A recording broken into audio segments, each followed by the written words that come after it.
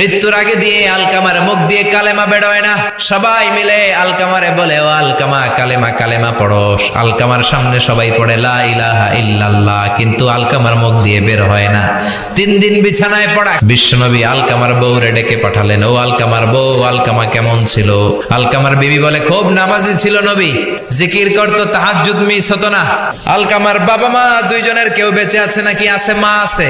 আলকামার মারে ডাকো। বিশ্বনবী আলকামার মারে বললেন, ও আলকামার মা, তোমার বেটা আলকামা কেমন ছিল? আলকামার মা বলে, ভালো ছিল, নামাজ পড়তো নি পড়তো, রোজা রাখতো নি রাখতো, তোমার সাথে কেমন আচরণ করতো। এই কথা জিজ্ঞেস করার পরে আলকামার মা কান্না শুরু করে দিয়েছে।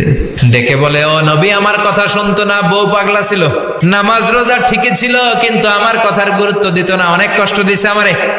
বিশ্বনবী বলল, তোমার নিজের ছেলে কি আর করবা, মাফ করে দাও। আলকামার মা বলে, না মাফ করব না। বিশ্বনবী বললেন, লাকড়ি আনো, আগুন জ্বালাও, আলকামারে আমরা আগুনে ফেলবো। লাকড়ি আনা হলো, দাও দাও দাও দাও করে আগুন জ্বালানো হলো।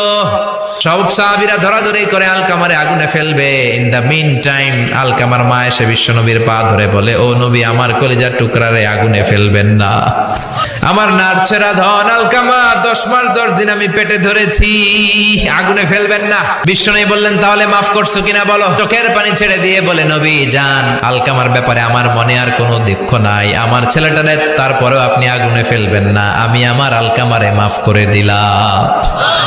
আলকামার মা আলকামার মাফের ঘোষণা যখন দিয়েছে, আলকামা চিৎকার করে পড়তে শুরু করেছে, লা ইলাহা ইল্লাল্লাহু মুহাম্মাদুর রাসূলুল্লাহ সাল্লাল্লাহু আলাইহি ওয়াসাল্লাম। মা বাবার সাথে বেয়াদবি করলে মরার আগে মুখে কালেমা বেরোবে না, চিল্লা এখন ঠিক কি না?